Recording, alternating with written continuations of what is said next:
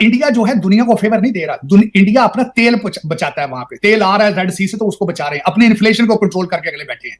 तीसरी बात है चावल उनका दुनिया में जा रहा है सारा, तो उसके ट्रेड को खुद प्रोटेक्ट करते हैं। उनका दुनिया के ऊपर एहसान नहीं है। हाँ, चाइना फिलिपाइन के जाके सारा कब्जा करने के चक्कर में नहीं है। फिलिपाइन के सारे जो उसका सी का सारा कब्जा करने के चक्कर में, वो साउथ चाइना सी का सारा इशू ही वो है। सारे जहां उनका इंटरेस्ट होता है वो जाते हैं वहां पे। जहां आज चाइना के ट्रेड को या तेल को रोकेंगे तो चले जाएंगे वहां पे, क्यों नहीं जाएंगे?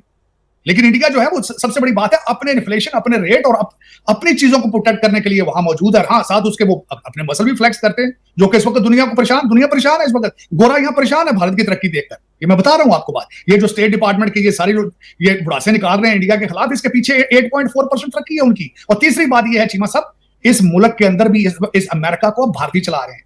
अमेरिकन अब जो है अमेरिका को चलाने की सलाहियत नहीं रखते। चीमा साहब, ये वेस्टर्न सिविलाइजेशन को पुरानी आते हैं, इनकी बीड़ी आते हैं पुरानी के समझना कि we are better than everybody, our system is working better than everybody else.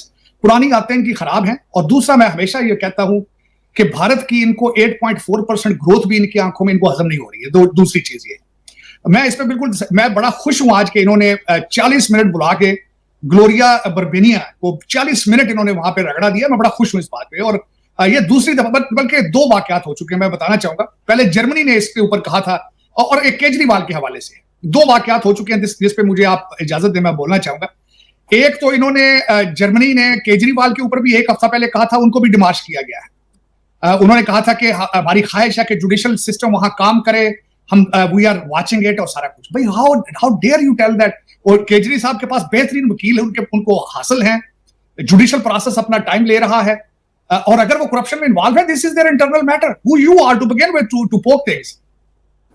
बल्कि खुद मैं समझता हूं कि उन्होंने उनके ऊपर खुद जर्मनी के ऊपर एलिगेशन है कि राइट विंग पार्टी को बैन करने के चक्कर में फिर रहे हैं।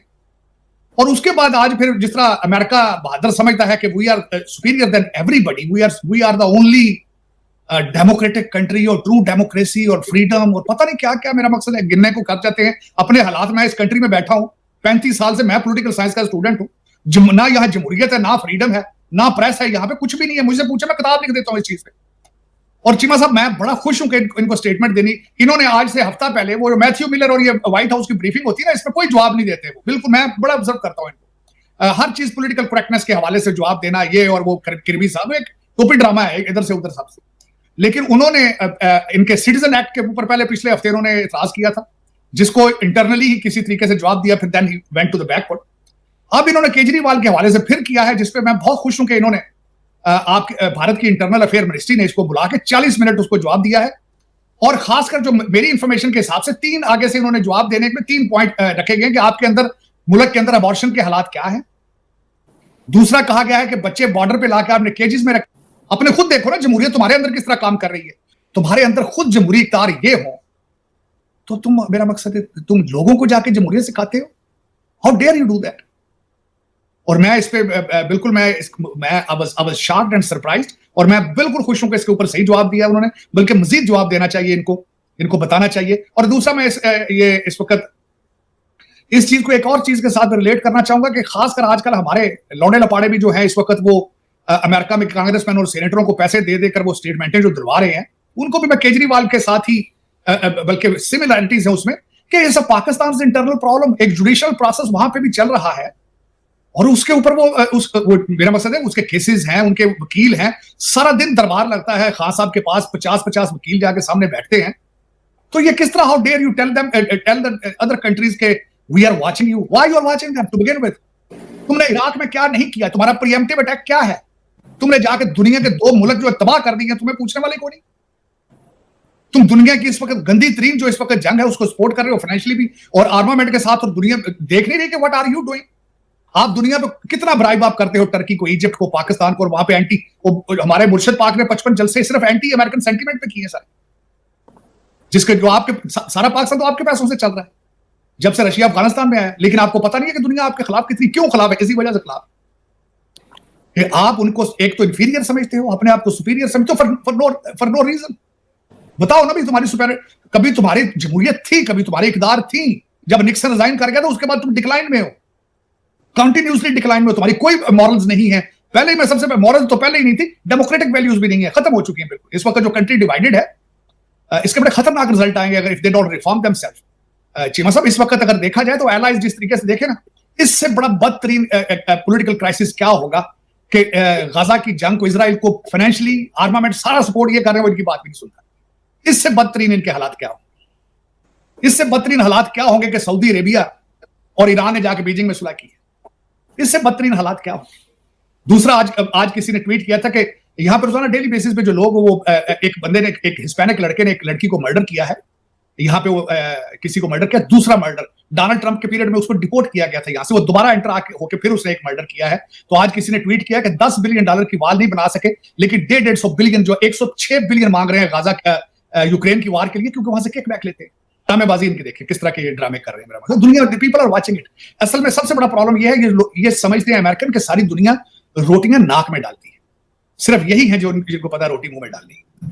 तो ये अब दर हकीकत इनकी अब सारी चीजें खत्म होती जा रही हैं। चीमा साहब, एक तो ये मैंने बताना था कि जो इनकी डिप्लोमेसी किस तरह चल रही है, और दूसरा उससे आगे जो मैं अगली बात, खासकर बात आज आपके पाकिस्तान के अंदर भी एक नया कहते हैं चाय के कप में तूफान है। ये जरा चाइना वाले इशू पे भी थोड़ी बात कर दें कि वो तो चीनी नाराज हो गए हैं हमसे।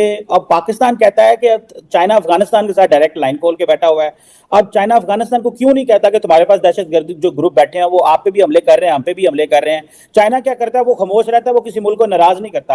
अब पाकिस्तान कहता है कि जब आपने किसी से इल्जाम ही नहीं लगाना, ठीक है, तो हम क्या करें फिर। वो पाकिस्तान कहता है चाइना को, ये जो अंदर खाते तार सब बातें हो रही हैं उसमें ये बात हो रही है कि चीन को कहा जाए कि आप अफगान तालिबान से कहें कि दो तरह के ग्रुप है ना, जैसे आप अभी कह रहे थे, एक है जिन्हें हम कहते हैं इस्लामिस्ट हैं, मिलिटेंट इस्लामिस्ट हैं, जिन्हें फेथ बेस्ड मिलिटेंट कह रहे हैं, दूसरे हैं जो एथनो सेपरेटिस्ट इंसर्जेंसी जो चला के बैठे हुए हैं। तार साहब, दोनों के जो बहुत सारे जो मेन स्ट्रीम लोग हैं वो अफगानिस्तान में बैठे हैं, चीन ने उसके ऊपर खामोशी रखी हुई है। तो जब तक चीन नहीं बोलेगा, पाकिस्तान तो जो लड़ रहा है कर रहा है, सारे बंदे भी मरवा रहे हैं, सारा कुछ कर रहे हैं, तो चीन को बोलना चाहिए। चीन अपनी इधर से यारी लगा के बैठा है। जरा इस पे कमेंट करें, नई हुकूमत के लिए कितना बड़ा चैलेंज है। हम तो समझते थे नई हुकूमत आएगी, मामला ठीक होंगे, सारे। चीमा साहब, आपके लिए दुनिया क्यों करेगी? आप इधर अमेरिकनों को भी कहा, आपने यूनाइटेड नेशन को, ये तालिबान के साथ आप इनको कहें हमारी जान छोड़ दें, हम गरीब लोग हैं। अब आप चाइना को भी कहते हैं कि इनके तालिबान से बात ना करें, उनको कोई यार गरीब लोग, छाड़ दो ना मारो। क्यों करें दुनिया भाई आपके लिए? स्टेटेड चीमा साहब इंटरेस्ट बेस, अपने इंटरेस्ट बेस्ड डिसीजन लेती हैं। उनके माइनिंग कॉन्ट्रैक्ट है उनके साथ सीधे, क्योंकि they are not in your control anymore. आप इधर अमेरिकनों को भी कहते हैं, यूनाइटेड नेशंस को भी कहते हैं। मुनीर अकरम साहब स्पीच करेंगे कि जी आप अल्लाह के नाम पे जान छुड़ा दें, गरीब आदमी। आप कह रहे हैं कि चाइना को भी कहें जी उनसे बात ना करें, उनसे कहें जी आप हमारी जान। और यार बनाए तो आपने थे ये टीटीपी वाले सारे, अगे हो ना, चूरियां खाने वाले यार हो तुसी। दुबई लंदन से भज पैंते हुए इधर नहीं जाते तुसी, अगे हो ना सरकार। चीमा साहब, जो बिल्डिंग बनाता है मिस्त्री, उसको पता होता है कि मैंने इसको डिसअसेंबल किस तरह करना। बनाई टीटीपी आपने, तो आगे इसको डिसअसेंबल करें। चूरियां खाते होगा वो नेड़े हो उन्होंने F-16 के भी पास रखे हैं। चीमा साहब, मुझे समझ नहीं आती। अगले दिन आप तजर्बे करते हो मिसाइल तो फलाने पर, यार for the showcase what are you talking about. India तो नहीं अटैक करेगा, उसकी वजह ये उनकी तो इकॉनमी ठीक है अपनी, उनकी तो इकॉनमी तरक्की। जब भी किसी के पास पैसा होता है वो खराबी नहीं चाहता। चीमा साहब, जिनके पास पैसा होता है वो लड़ाइयां झगड़े नहीं चाहते।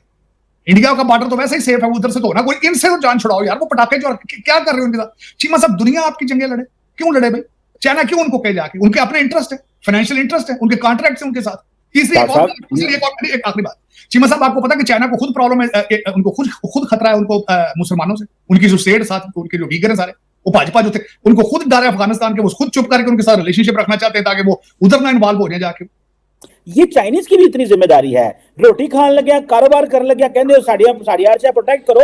बट जब इस तरह की चीज आती है तो रेड सी में इंडिया एक्टिव होगा, और इधर वो अमेरिका को कहते हैं तुसी अगे हो, वो साढ़े अगे ना करो, चीनियों को ना मारेंगे। और एक और बात है डॉक्टर साहब, इसमें एक पॉइंट है, क्या चाइनीज इन मिलिटेंट्स के हाथों की दुनिया में और भी मारे जा रहे हैं? कहीं नहीं मारे जा रहे, सिर्फ पाकिस्तान में मारे जा रहे हैं। सो ये पैटर्न को भी समझने की जरूरत है। इसीलिए मैं कहता हूं, आप ठीक कह रहे हैं कि हम आगे हो, लड़ें। तारसा पाकिस्तान तो लड़ रहा है, लेकिन इन चीनिया ना भी तो कोई है ना कि आपको नहीं लड़ रहे उसकी वजह। चीमा साहब, आपकी मॉरल और दूसरी आपकी रिस्पांसिबिलिटी ये इसलिए बनती है कि ये टीटीपी वाले किसी और को नहीं मार रहे सिवाय आपके। चाइना को नहीं छेड़ रहे हो, ना इंडिया को छेड़ रहे हैं, सिर्फ आपको मार रहे हैं। और दूसरी आपकी रिस्पांसिबिलिटी इसलिए बनती है कि आपने इनको असेंबल किया है, आपने इनको ट्रेन किया है, आपकी प्रोडक्ट है ये, आप इनको ओन करें प्लीज। और तीसरी बात अगली मैं बताना चाहूंगा चीमा साहब, इंडिया जो है दुनिया को फेवर नहीं दे रहा। इंडिया अपना तेल बचाता है, वहां पे तेल आ रहा है रेड सी से, तो उसको बचा रहे हैं, अपने इन्फ्लेशन को कंट्रोल करके अगले बैठे हैं। तीसरी बात है, चावल उनका दुनिया में जा रहा है सारा, तो उसके ट्रेड को खुद प्रोटेक्ट करते हैं। उनका दुनिया के ऊपर एहसान नहीं है। हाँ, चाइना फिलिपाइन के जाके सारा कब्जा करने के चक्कर में नहीं है। फिलिपाइन के सारे जो उसका सी का सारा कब्जा करने के चक्कर में वो साउथ चाइना सी का सारा इशू ही वो है, सारे उस जहां उनका इंटरेस्ट होता है वो जाते हैं वहां पे। जहां आज चाइना के ट्रेड को या तेल को रोकेंगे तो चले जाएंगे वहां पे, क्यों नहीं जाएंगे। लेकिन इंडिया जो है वो सबसे बड़ी बात है अपने इन्फ्लेशन, अपने रेट और अपनी चीजों को प्रोटेक्ट करने के लिए वहां मौजूद है। हाँ, साथ उसके वो अपने मसल भी फ्लेक्स करते हैं, जो कि इस वक्त दुनिया परेशान है इस वक्त। गोरा यहाँ परेशान है भारत की तरक्की देखकर, ये मैं बता रहा हूं आपको बात। ये जो स्टेट डिपार्टमेंट की ये सारी ये बुढ़ासे निकाल रहे हैं इंडिया के खिलाफ, इसके पीछे 8.4% तरक्की है उनकी। और तीसरी बात ये है चीमा साहब, इस मुल्क के अंदर भी इस अमेरिका को अब भारतीय चला रहे हैं। अमेरिकन अब जो है अमेरिका को चलाने की सलाहियत नहीं रखते। वो सारे बच्चे नशे पर हैं उनके इस वक्त। और दिस वाज द ओबामा's ड्रीम कि बच्चे सारे नशे करें। और जो एकेडमिया है वो मुसलसल उनको बता रहा है कि America is a bad place to be. तुम्हारा नेशनल एंथम भी रेसिस्ट है, वर्ल्ड व्हाइट हाउस भी रेसिस्ट है। उसके बाद ये सारे स्टैचू भी गिराओ, कॉन्स्टिट्यूशन अपना खत्म करो और अमेरिका का नाम भी तब्दील करो और नशा करो, दबा के दम मारो दम। ये सारा वारदात ये हो रही है। बच्चे तो सारे इंडियन चला रहे हैं यहाँ पे आके, या वाशिंगटन डीसी देख लें, सारा का सारा भारतीय चला रहे हैं इस वक्त। पैसा भी उनके पास है, अकल भी उनके पास है। इनके पास क्या है? पहले भी तो पायरेसी करते थे। आप हिस्ट्री पढ़ के देख लें अमेरिकन की, कोई इंटेलेक्चुअल इतने कौन से ये थे। मैं तो सारी पढ़ बैठा हूँ न्यू इंग्लैंड की हिस्ट्री, जहां इन्होंने आके यहाँ इंटेलेक्ट और पैसा जो लेकर आए थे, सारा तो न्यू इंग्लैंड आया था। मेरे से 100 मील फासले पे मैं देख चुका हूँ बॉस्टन, और सारा देख चुका हूँ मैं रोड आइलैंड, और सारा जो उस एरिया कनेक्टिकट जहां यूनिवर्सिटियां बनी, जहां शुरू के 20 प्रेसिडेंट ही वहां से थे। लेकिन अब गेम इज ओवर, इनका टाइम पूरा हो चुका है चीमा साहब। और दूसरा मैं जो बता रहा था ना बात आपको, आपकी रिस्पॉन्सिबिलिटी है कि यू क्रिएटेड दैट प्रोडक्ट। आपका बच्चा है वो, आप उसके माँ बाप हैं, तालिबान दोनों के, अच्छे तालिबान बुरे तालिबान, और टीटीपी आप इनके पेरेंट्स हैं। इनको ओन करें प्लीज। आप दुनिया बल्कि सारी दुनिया को चाहिए आप पे प्रेशर डाल के इनके दिस इज योर रिस्पॉन्सिबिलिटी। अब आप दुनिया को कहते हैं, कभी आप चाइना को कहते हैं, कभी अमेरिका को कहते हैं, जब बच्चा आपका टीटीपी। और तीसरी बात यह है कि इतना असला आप कहते हैं जी हमें ये है, 7वीं फौज अगे नेड़े हो बोल रहे हो, अगे नेड़े हो बोल रहे सरकार। चूड़ियां खाने वाले फौजी बड़े पे हो सरकार, चूड़ी खाते हो लंदन पाਉਂਦੇ ਹੋ, ਭੱਜ ਪ੍ਰਾਪਰਟੀਆਂ ਨੂੰ, ਉੱਥੇ ਦੁਬਈ ਦੀਆਂ ਪ੍ਰਾਪਰਟੀਆਂ ਨੂੰ ਪੈਂਦੇ ਹੋ, ਇੱਧਰ ਵੀ ਹੋ ਤੁਸੀਂ। You made it, you created the mess for the whole world, you created the mess for the entire region. Matter of fact तार साहब हमने अकेले बनाया था कि अमेरिका बहादुर भी हमारे साथ था। ਤੁਸੀਂ ਪੈਸੇ ਲਏ ਸਨ ਚੀਮਾ ਸਾਹਿਬ, ਤੁਸੀਂ ਡਾਲਰ ਲਏ ਨੇ? नहीं तो ऐसा कल्ले ले ने नहीं चीमा साहब, मैं समझना कल्ले ले तुसा अफगानी जंग सिर्फ तुसा पैसे बनाए ना, सऊदियों को भी ले पैसे, इन्हों को भी ले, और यहाँ तो बताया बांग्लादेश ने लिए साथ पैसे। तो अपने खून से गलतियां सही देख कर रहे हैं, बेचते रहे हो ਤੁਸੀਂ ਬੰਦੇ ਕਹਿ ਰਹੇ ਜੀ हमने इतनी कुर्बानियां ਉਹ ਤਾਂ ਕੰਟੇਨਰਾਂ 'ਚ ਡਾਲਰ ਲੈਂਦੇ ਰਹੇ ਹੋ ਸਰਕਾਰ, ਤੁਸੀਂ ਉਹਦੇ ਤੇ ਗਸ਼ ਪੈਣ ਲੱਗੇ ਨੇ ਜੇ ਵੀ ਤੁਹਾਨੂੰ ਆਜੂਗੀ। लेकिन चीमा साहब ये पाकिस्तान बचाओ, खुदा का नाम है, मेरी मिन्नत अल्लाह मान जाओ, अगे होके गल पवो इन्हां दे, हुण वारी आ गई यार, हुण हो सके अगे होके टाइम आया जी, बचाओ इन्हों, नहीं तो बहुत बुरे हालात जे तुहानूं दस रहा जेडे चल रहे ना हालात। वेखो जज भी आउट ऑफ कंट्रोल ने, दहशतगर्दी भी सिरे चढ़ी पई, इन्फ्लेशन के भी भैड़े हालात ने, IMF के भी भैड़े हालात ने। तू सोचो तो सही, तू जा कित्थे रहे हो यार, तुसीं किस जड़े जागना है? पता नहीं तुसीं इस काम दा अखीर वेखना चाहते हो। मेरी तो रिक्वेस्ट है कि 250 मिलियन बंदियां नूं खुदा दा ना जे अखीर ना वेखो, बहुत भैड़ा जे अखीर दा। वो वज़ीर-ए-आज़म साहब कह रहे थे कि बेशक हम मांगने नहीं जाते, लेकिन अगलों को पता चल जाता है हम मांगने आए हैं। वो वज़ीर-ए-आज़म साहब की स्टेटमेंट है, वो कहते हैं कि बेशक हमने हाथ में नहीं पकड़ा होता कशकोल, लेकिन वो जो हमारे सामने दोस्त होते हैं उनको पता है इन्होंने बगल में कशकोल लगाया हुआ है। तो तार साहब यार रेपुटेशन हो गई है वज़ीर-ए-आज़म की। ये आज चीमा साहब आज दी रेपुटेशन थोड़ी थोड़ी 76 साल तो सर मैं शायद तुम्हारे सेगमेंट से 10 बैठा, जो पहला ट्रिप आया था यहाँ पे, पहला first trip came to America from Pakistan 1947, उसने भी पैसे मांगे थे और इनके पास इन्होंने पैसे नहीं दिए थे, कंबल और टेंट दिए थे मुहाजिरीन के लिए। जब आपकी बुनियादों में ये सारा कुछ ये हो, और फिर आपने उसके पीछे, उन्होंने तो IIT बना लिया, इंडियन इंस्टीट्यूट ऑफ टेक्नोलॉजी बना लिया था 50s के अंदर ही, आपने तो फिर गैरिजन स्टेट बनाई है, अयूब खान ने फिर ऐसा कुछ बुनियादें रखी आपकी, पर रह नाम साईं का, आज उसी का पोता जमहूरियत बचाने के लिए खड़ा सामने। वाह भाई वाह। तार साहब गजा में क्या हुआ है, आज मैं डॉक्टर जयशंकर को सुन रहा था, बड़ी इंडिया थोड़ी बोल्ड पोजीशन ले रहा है। पहले इंडिया ने कैटेगोरिकली इजराइल को सपोर्ट किया है, अब इंडिया जो है वो एक जो इजराइल की जो जुल्म है उसके ऊपर बड़ा बात कर रहा है। आज डॉक्टर जयशंकर भी कह रहे थे कि भाई जो 2 स्टेट सोल्यूशन है फलस्तीन को वो डिनाई किया गया है, और दूसरा ये जो सिक्योरिटी काउंसिल के अंदर अमेरिका साइलेंट रहा है और रेजोल्यूशन पास हो गया है। तार साहब ये इंटरनेशनल कम्युनिटी इजराइल को रोक सकती है जो वो कर रही है, या फिर आपको लगता है कि ये कमजोर हैं, बस they are paper tiger? Paper tiger Cheema साहब, 32,000 फलस्तीनी आज की डेट तक मर चुके हैं, 32,000 मर चुके हैं। और इनकी जो रेजोल्यूशन जो पास हुआ है यूनाइटेड नेशन का, उन्होंने मजाक उड़ाया, और उन्होंने अपने हमला 1 घंटा भी नहीं रोके उसके बाद, इनकी रेजोल्यूशन के बाद। उन्हें पता है कि अमेरिका बहुत वीक है, ओबामा इस मुल्क को चला रहा है किस तरीके, और रशिया ने कैलकुलेट किया इनको प्रेसिडेंट शी ने कैलकुलेट कर लिया है, और इनको भारत ने भी कैलकुलेट कर लिया है। और मैं सबसे ज्यादा मैं इंप्रेस हुई इस वक्त भारत से, जो अपने इंडिपेंडेंट डिसीजन ले रहा है। जिस तरह मैं वो कहता था कि रीजन की ऑटोनॉमी उस एरिया के अंदर, देखें मोदी साहब ने अगले दिन बात की है, यूलेंस्की से भी की है और यूक्रेन वाले से भी और पुतिन से भी बात की। और फिर उसके बाद इजराइल के भी, और मजे की बात ये देखें, इजराइल को सपोर्ट भी ना करना और 1 लाख भारतीय इजराइल जा रहे काम करने। This is called the diplomacy, this is called the leadership, this is called the leadership. और आपका जो मुर्शद है वो एग्जैक्टली उस दिन जिस दिन यूक्रेन वार शुरू हुई थी, he was in Russia, he was in Moscow, और वो कोई क्लैरिफिकेशन नहीं दे सका कि why I am here, why, कोई पता नहीं। ये आपकी मैनेजमेंट के हाथ, ये आपकी माइंडसेट के हाथ, ये आपकी लीडरशिप के हाथ। चीमा साहब, मैं वैसे history will be written regarding 2 people history के अंदर, अपना मोदी साहब की लीडरशिप और doctor Jaishankar. You will mark it. Dr. Jayashankar, I think, is a Henry Kissinger of the diplomacy, international diplomacy. I'm telling you, he's of that caliber. और ये कि मैं मेरे ऊपर तो आपको पता है ना कि दोनों पार्टियां, कोई ISI का कह देता है, कोई रा का कह देता है, लेकिन मैं इनको कहूंगा कि खुदारा कितना पढ़ दे रहा करो, न्यूट्रल हो गए, रिलीजियस बेसिस पे नहीं, परफॉर्मेंस बेस्ड लोगों की परफॉर्मेंस देखने की कोशिश किया करो। What Modi has given to India, what is Dr. Jayashankar is giving to India, what kind of nationalists they are, ये चीजें देखो जो मुझे इंस्पायर करती। हाँ, खुश इसलिए हूं कि जहां से मैं आया था, आप तो नहीं, लेकिन आपसे 100 मील के फासले पे दुनिया तरक्की कर रही है भरपूर तरीके से। दुनिया से फॉरेन इन्वेडर्स का भी बदला ले रही है वो, और कलोनियलिज्म का भी बदला ले रही है। मैं खुश हूं इस चीज में। और दूसरा, अगले दिन मैं कल भी किसी से बात की थी, 600 साल का उनका हॉलोकॉस्ट था इस खित्ते में, जहां से हम बिलोंग करते हैं, वहां 600 साल का हॉलोकॉस्ट था। 600 साल इन्वेडर्स ने आके मार मार के हमारी शक्लें, मजहब, हर चीज बर्बाद कर दी, और हम उनके सामने उफ भी नहीं करते थे, उफ भी नहीं करते। और मैं खुश हूं आज कि इंटेलिजेंस की वजह से, अपनी तालीम की वजह से, अपनी लीडरशिप की वजह से, अपनी डेडिकेशन की वजह से they are rising, they have reason and they are rising. और मेरी ये ख्वाहिश होगी कि मेरा लौंडा लपाड़ा, मुझे गालियां जितनी मर्जी दे लो, देनी खुश हो दे दो बोलो, खुदारा इंग्लिश और मैथ पढ़ो, खुदारा, अगर बचना चाहते हैं। आर्टिफिशियल इंटेलिजेंस के बगैर अगली सेंचुरी में तुम नहीं जा सकोगे, एंटर नहीं हो सकते। सही कह रहे हैं डॉक्टर साहब, आर्टिफिशियल इंटेलिजेंस के बगैर हम अगली सदी में नहीं जा सकते।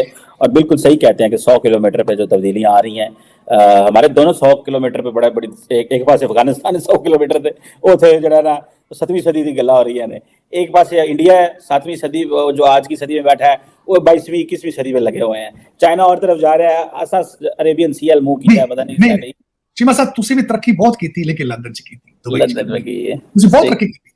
उथे मकान फ्री तो नहीं दिते, बहुत पैसा लाया, तो बहुत कोशिश की थी। आजकल टोरंटो जा रहे हैं सारे फराडिये, लोट लोट के टोरंटो जा रहे हैं, बहुत मेहनत कर रहे हैं, बहुत मेहनत। तो दोस्तों, जैसे कि आपने क्लिप में देखा कि भाई दुनिया को ट्रम्प की टक्कर का मतलब कि नेता मिल गया है, मतलब कि लीडर मिल गया है, मतलब कि मोदी की शक्ल में, ठीक है।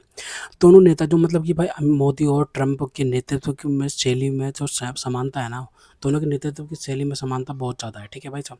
दोनों ही टिट फॉर टैट वाली नीति अपनाते हैं, लेकिन भाई साहब पढ़ रहा तो भाई साहब मोदी जी का बारी है, क्योंकि भाई अमेरिका टेस्ट करता है, ठीक है भाई साहब, हर किसी को टेस्ट करता है, वो मोदी को भी टेस्ट किया। लेकिन भाई साहब अभी हाल ही में मतलब कि भाई ट्रंप ने बोला कि भाई मोदी ग्रेट नेगोशिएटर है, ठीक है भाई साहब। भले उन्होंने तारीफ़ करी है या फिर जो भी चीज़ गेम खेली है या फिर कुछ भी करा हो, इस मतलब कि भाई प्रधानमंत्री मोदी की तारीफ़ करने में, भले वो कोई भी टेस्ट बॉल या ट्राई बॉल कर रहे हो, लेकिन भाई उन्होंने तारीफ़ तो करी। और भाई उन्होंने ये भी बोला भाई कि भाई अगर जब तक मोदी प्रधानमंत्री कुर्सी पर बैठे हैं, तब तक भाई अगर मोदी क्या बोलते हैं भारत पे मतलब कोई भी आक्रमण होता है, ठीक है भाई, कोई भी अटैक करता है, तो भाई अमेरिका बचाने आएगा।